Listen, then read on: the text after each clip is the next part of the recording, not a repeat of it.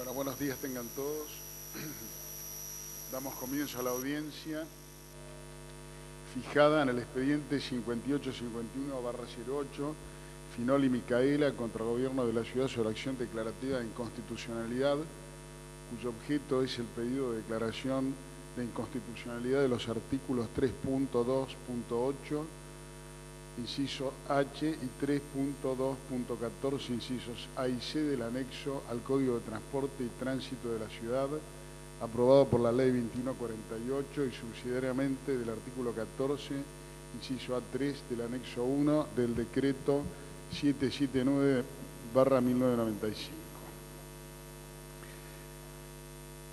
Esta normativa, con arreglo a la petición de la actora, sería violatoria de los artículos 14, 18, 19 y 28 de la Constitución Nacional, 8, 25 y 30 de la Convención Americana sobre Derechos Humanos y 11, 43, 84, 102 y 103 de la Constitución de la Ciudad de Buenos Aires. Pido a los presentes que apaguen los celulares. La audiencia se va a registrar en un medio audiovisual que quedará reservado luego en Secretaría. Las partes podrán, y el Ministerio Público, tienen 15 minutos para alegar. Previamente, quiero dejar señalado que no hemos tenido respuesta al oficio librado ALPI, de manera tal que, como el plazo se agotaba en el momento de apertura de esta audiencia, querría saber si la parte que lo propuso va a insistir en ese medio de prueba. Desistimos, señor juez. Desistimos. Bien.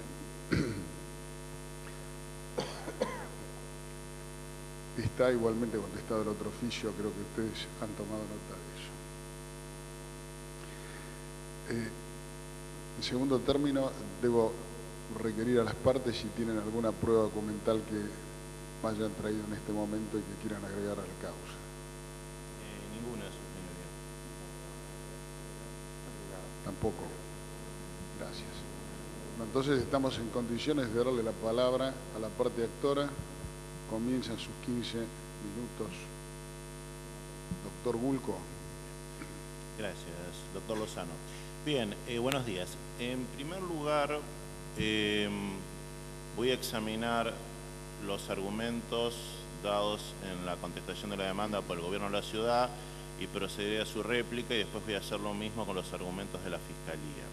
En primer lugar, la ciudad considera que nuestro planteo es incongruente, contradictorio, porque por un lado pedimos declaración de inconstitucionalidad y por otro lado pediríamos que el Tribunal Superior determine cuáles son las normas, cómo deberían ser el procedimiento de exámenes psicofísicos. Nosotros no hemos pedido absolutamente nada de eso. Lo único que hemos pedido es que se declare la inconstitucionalidad y pérdida de vigencia. Somos muy conscientes del carácter de legislador negativo que tiene este Tribunal Superior, como expresamente lo dijimos en el punto 5 de nuestra demanda, citando jurisprudencia de este Tribunal Superior. Por otro lado, las consecuencias gravísimas que adjudica el Gobierno de la Ciudad a una declaración de inconstitucionalidad, y son las consecuencias de una declaración de inconstitucionalidad, es el sistema creado por el Constituyente de la Ciudad de Buenos Aires. Si cada vez que se va a declarar una inconstitucionalidad se dice no hay que declararla porque esto produciría un vacío legislativo, entonces desaparecería el control de constitucionalidad abstracto y erga omnes creado por el Constituyente de la Ciudad. Nosotros damos por sentado que si el Tribunal Superior declara inconstitucional las normas impugnadas, el Gobierno de la Ciudad, tanto el Poder Legislativo o en su caso el Ejecutivo, dictarán sin demora alguna las normas constitucionales tendientes a llenar dicho vacío provocado por la declaración de inconstitucionalidad. Por lo tanto, no es absurda e irrazonable la solicitud de declaración de inconstitucionalidad que ha hecho la actora, contrariamente a lo que dice la demandada.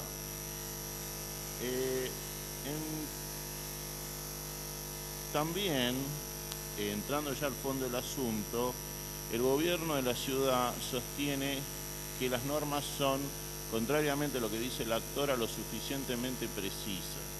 y especialmente cita la resolución 444/99, su anexo 1, dictado por la Secretaría de Transporte de la Nación, que es verdad, en su artículo 45 y siguientes, esta resolución contiene un catálogo muy específico de cómo tienen que llevarse los exámenes psicofísicos. El problema es que esta resolución se refiere a los operadores de carga de transporte automotor y ferroviarios. Es una norma nacional que nunca fue incorporada a la legislación de la Ciudad de Buenos Aires. Yo no encontré ninguna norma legislativa dictada por la legislatura de la Ciudad de Buenos Aires que haya incorporado dicha norma. El Código de Tránsito no lo ha hecho y no hemos encontrado, haciendo una investigación independiente, ninguna norma que lo haya hecho. Y no hemos visto que la demandada nos haya citado alguna norma de la legislatura de la Ciudad de Buenos Aires que haya incorporado esta resolución. Por otra parte, es una resolución, no ha sido dictada por el Poder Legislativo, lo cual, por supuesto, la hace pasible a las mismas objeciones de inconstitucionalidad por violación del principio de legalidad que hemos señalado anteriormente. Después también cita el gobierno de la ciudad, argumenta de que en países limítrofes, Paraguay, Bolivia, Chile, existen normas similares a las impugnadas. La verdad que es completamente irrelevante, porque que todo el mundo dicte normas inconstitucionales no las convierte en constitucionales. Esto es un principio básico de derecho constitucional. Las mayorías, por más mayorías que sean, no pueden derogar los derechos individuales. Hay un famoso caso Barnett de la Corte de Estados Unidos en 1943 que lo dice muy claramente. Interesante hubiera sido que el gobierno de la ciudad nos hubiera citado decisiones de tribunales constitucionales que hubieran defendido, declarado válidas normas como las que estamos impugnando, pero no han citado ninguna. Somos nosotros los que hemos citado gran cantidad de fallos, especialmente la Corte Interamericana de Derechos Humanos, que demuestran la violación del principio de legalidad en este caso. Después, el gobierno de la ciudad dice que la finalidad de estas normas es proteger la seguridad pública, la utilización segura de la vía pública, artículo 34 de la Constitución de la Ciudad de Buenos Aires. Pero es que nadie discute que la finalidad es claramente legítima, la de exigir exámenes psicofísicos. Lo que estamos diciendo es que los medios utilizados son inconstitucionales porque violan el principio de separación de poderes y de legalidad.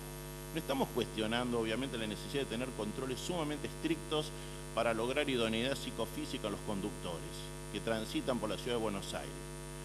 Acá es aplicable el viejo fallo de la Corte de la Nación, el caso Compaño de 1944, fallo 198, página 78, que dice: por más legítimos que sean los fines perseguidos por el Estado no puede utilizar medios inconstitucionales para alcanzar esos objetivos. Bien, después el gobierno de la ciudad insiste que examen psicofísico es un concepto jurídico indeterminado. Yo la verdad que creía que conceptos jurídicos indeterminados eran conceptos como buena fe, buenas costumbres, abuso de derecho, pero esas son normas típicas del derecho privado, de relaciones entre individuos. No se refiere a relaciones Estado-individuo, donde el individuo se encuentra en una inferioridad de condiciones frente al poder estatal, donde es necesario una clarísima detalle por parte del Poder Legislativo de cuáles son los requisitos necesarios para restringir los derechos de las personas. Acá no se aplica el concepto de conceptos jurídicos indeterminados. Es más, son conceptos técnicos, científicos, que por ser técnicos y científicos, claramente pueden ser especificados por el legislador. No estamos con un concepto de buenas costumbres, que la jurisprudencia normalmente a lo largo del tiempo lo va a precisar. Después,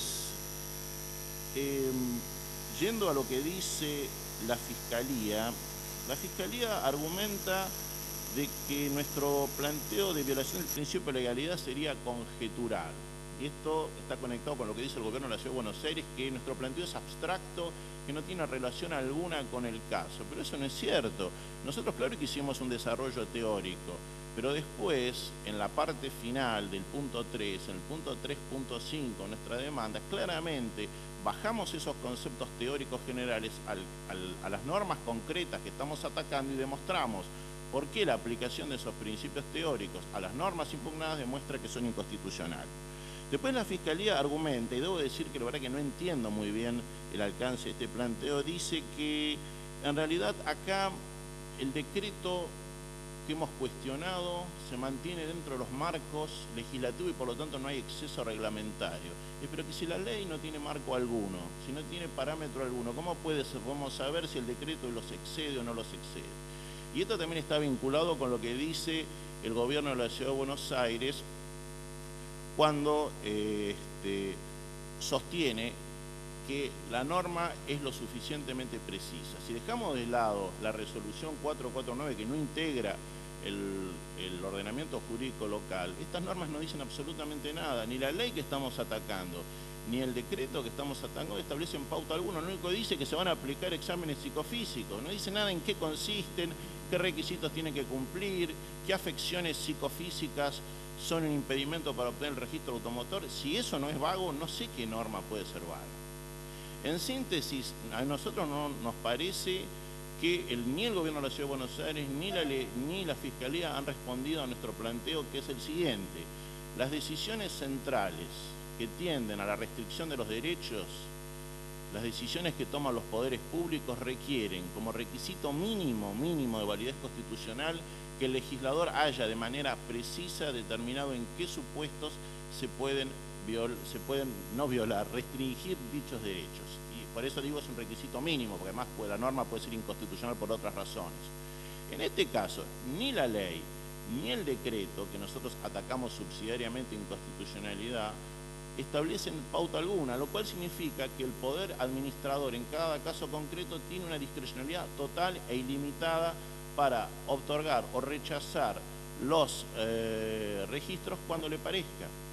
Y el problema es, y esto también lo dijimos en nuestra ADI, que al no haber pauta alguna, ni legislativa ni reglamentaria, no hay forma alguna, en realidad, que los jueces en los casos concretos puedan determinar si esa denegación fue válida o no, porque determinar si ha habido un ejercicio abusivo del poder supone conocer cuáles son los parámetros legislativos o reglamentarios en los cuales se han fundado. Y por supuesto en este caso no existen. Por lo tanto, insistimos en nuestro planteo de inconstitucionalidad y por lo tanto solicitamos que se declare la invalidez de estas normas y su pérdida de vigencia. Eso es todo y muchas gracias. Gracias, doctor Bunco. Tiene la palabra la parte demandada del gobierno de la ciudad. Doctor Socio. Buenos días, señores jueces. No abundaré en la argumentación que desarrollamos en nuestros escritos de contestación de demanda, para hacer de esta presentación lo más breve posible.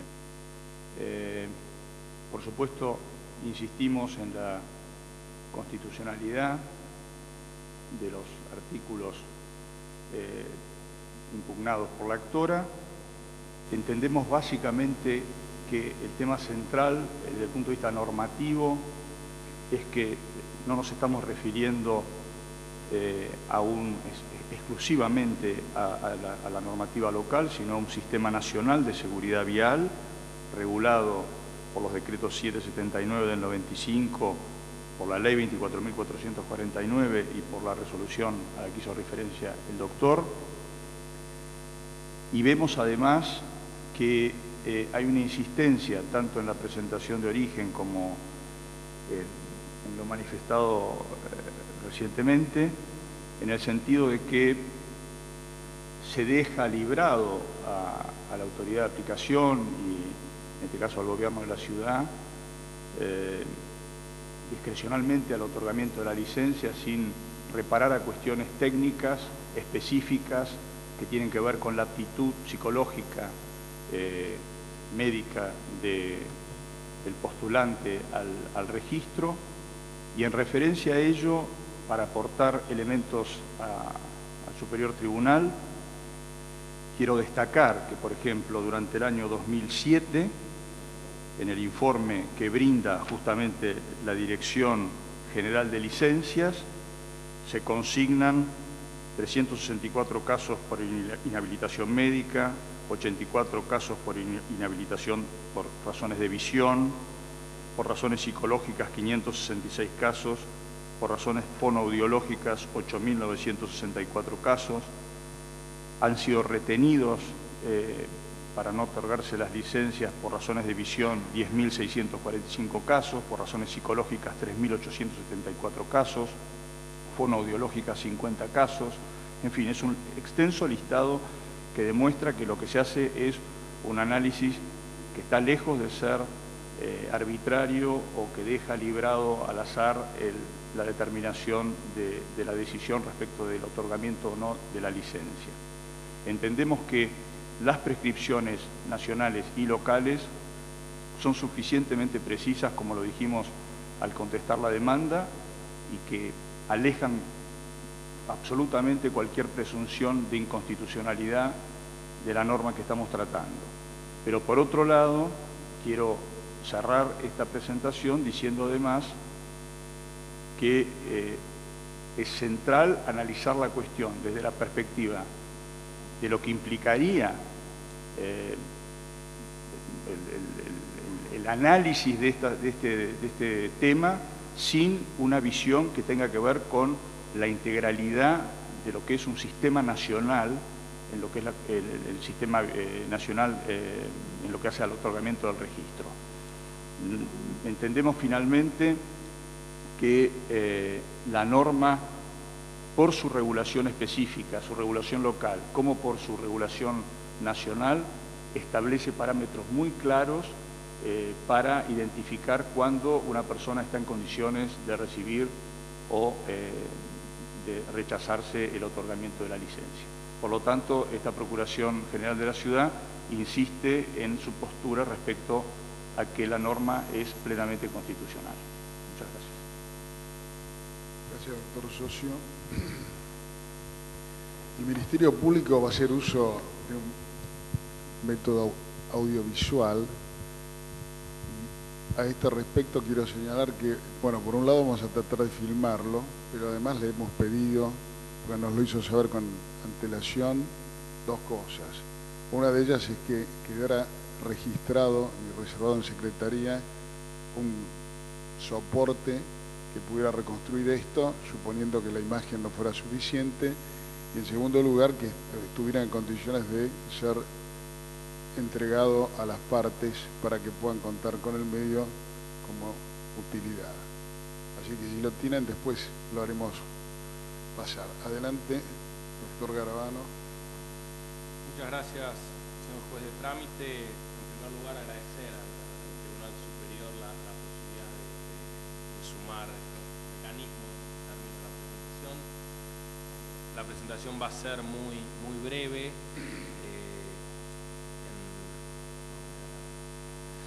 Básicamente, desde la Fiscalía postulamos el rechazo de la acción intentada y bueno, lo vamos a mantener en realidad en esta presentación. Por un lado tenemos cuáles son las normas cuestionadas, como acaba de señalar con mucha precisión el doctor Gulco, y básicamente el eje central tiene que ver con la ambigüedad o la actitud psicofísica como elemento que de algún modo lleva a esta falta de regulación y a esta violación del principio de legalidad como eje de esta presentación, del cual se derivan el resto de las objeciones a otros principios constitucionales. Y ahí es donde entra a jugar lo que nosotros entendemos que termina siendo un planteo conjetural, porque en primer lugar el alcance de la presentación avanza o se refiere a que la determinación del alcance en definitiva está puesto en manos del Poder Ejecutivo, que es el que podría hacer un uso inadecuado, un uso sin controles, un uso discrecional de esta facultad. Esto no sucedió y probablemente nunca suceda en relación a esto, por lo que vamos a ver a continuación. En primer lugar, y en relación a eso, nosotros entendemos, como lo prevé la misma Constitución local, que el Poder Ejecutivo tiene facultades de reglamentar las leyes y la legislatura puede delegar en el Poder Ejecutivo esta regulación, y en ese sentido tanto la Corte Suprema como este propio Tribunal Superior han sido claros, y básicamente este exceso en la reglamentación está ligado a que no se altere el espíritu de las normas, y en ese sentido ahí es donde entra de nuevo a jugar el rol conjetural, es decir, a lo mejor nunca se va a reglamentar esta cuestión y puntualmente, si se regulara esta cuestión, habría que ver cuál es la forma en la que se regula en definitiva específicamente esta norma para ver si la misma es inconstitucional y convierte en un exceso esta regulación que hace el Poder Ejecutivo local.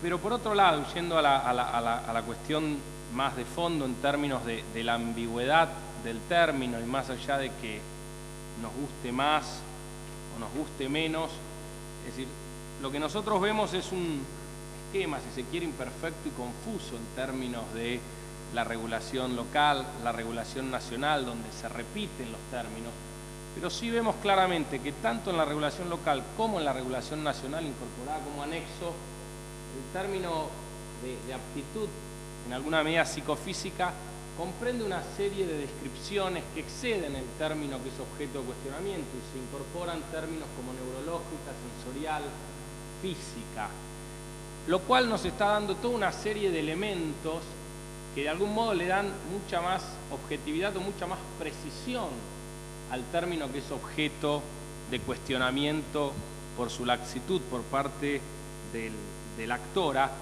Y no solo tenemos una definición mucho más precisa de la que se pretende, sino que además tenemos también una finalidad que surge tanto de la ley nacional como de la ley local, en términos que en definitiva la finalidad de estos controles que van a verificar aptitud psicológica, neurológica, sensorial y física, tienen por finalidad la seguridad vial y la conducción de automotores. Con lo cual tenemos toda una serie de precisiones en términos de cuáles son, en principio, qué es lo que se debe verificar y con qué finalidad se debe verificar eso. Y por último, el decreto nacional incorpora, para terminar, desde nuestro punto de vista de redondear, un parámetro que más allá que a lo mejor no sería el ideal, nosotros creemos que no alcanza a vulnerar el principio de legalidad porque además incorpora conforme criterios y procedimientos médicos, con lo cual tampoco no es la decisión del funcionario de turno, sino que la decisión en definitiva de considerar que una persona no es apta en alguno de estos aspectos, de algún modo se efectiviza conforme criterios y procedimientos médicos, con en última instancia es, en definitiva, la ciencia médica en cada una de sus disciplinas, como recién señalaba el doctor Socio, en algunos casos será por temas de visión, en otros casos por temas auditivos, en otros casos por temas psicológicos, pero es en definitiva la ciencia médica la que avanza en definir por qué no se puede dar o por qué esa persona no es apta para que se le otorgue el registro. Y en esta línea también lo que uno ve cuando, si bien coincido con el doctor Gulco en que no es a lo mejor relevante, o más que relevante, a lo mejor si no lo hubiéramos incorporado, no es definitorio, no podemos tener en cuenta ni la legislación de otros países, ni la legislación de otras provincias, pero sí nos parece, aunque sea relevante, señalar en términos de legislación comparada local cómo se avanza de un modo similar al que ha avanzado la ley nacional y la ley local. Este es en el caso de la Ley de Tránsito de Córdoba, cómo establece específicamente, y de nuevo vemos regulaciones muy similares, ¿no? Examen médico psicofísico que comprenderá aptitud física, visual, auditiva, psíquica. En el caso de Córdoba, ya en la Ley de Salud Pública, de nuevo se incorpora la noción de examen psicofísico. En el caso de la provincia de Mendoza, la Ley de Transporte y Tránsito, nuevamente la ley de la provincia de Mendoza en relación a la policía, la provincia de Misiones en su ley de tránsito vuelve a incorporar este tipo de nociones, la provincia de San Juan, en la ley de servicio penitenciario, La Pampa en materia de defensa civil, Chaco en emergencia vial, provincia de Entre Ríos en empleo público, provincia de La Rioja en salud pública, finalmente Santa Fe también en transporte de pasajeros. Y como vimos en casi todas estas comparados, las regulaciones incluso son más genéricas que las que vimos en la legislación local, donde como vimos se precisa el examen psicofísico y se avanza sobre otro tipo de aptitudes mucho más específicas. Así que bueno, yo básicamente para concluir, lo que nosotros entendemos es que más allá de las imperfecciones y más allá que sería muy beneficioso que haya una regulación, una tasación en términos de salud pública y la ciencia médica, de cuáles son los parámetros para cada uno de estos aspectos que analizan los profesionales del área, lo que nosotros entendemos es que no hay una violación del principio de legalidad y por ende no hay una violación del resto de los preceptos constitucionales que señala la parte actora. Muchas gracias. Hay un error en la filmina 3, y sé que algunos lo vieron en términos de la referencia de la Constitución, les pedimos disculpas, se trata del artículo en realidad de la Constitución local, así que les pido disculpas por eso, pero bueno, en términos generales creo que el punto está planteado. Gracias. Gracias, doctor Garabano. Bueno, el tribunal queda en condiciones de dictar sentencia en 80 días hábiles judiciales. Se procederá a reservar el registro audiovisual en la Secretaría y ahora vamos a pasar a firmar el acta. El acta es un acta sintética debido a que el registro se hace por el medio audiovisual. Así que si está lista.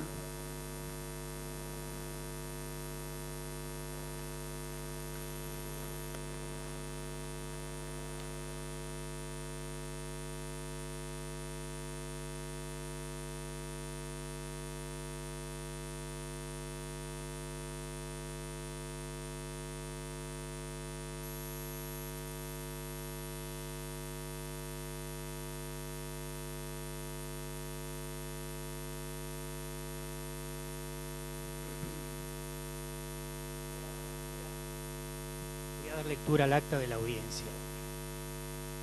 En la ciudad de Buenos Aires, el día 12 de noviembre de 2008 a las 12:20 horas, se constituye el Tribunal Superior de Justicia en la sala de audiencias, con la presencia de su presidente, José Osvaldo Casás, y de los jueces Ana María Conde, Luis Francisco Lozano, Alicia S. Ruiz y Julio B.J. Mayer, con la finalidad de recibir la audiencia convocada en el expediente 5851/08, caratulado Finoli Micaela contra Gobierno de la Ciudad de Buenos Aires sobre acción declarativa de inconstitucionalidad.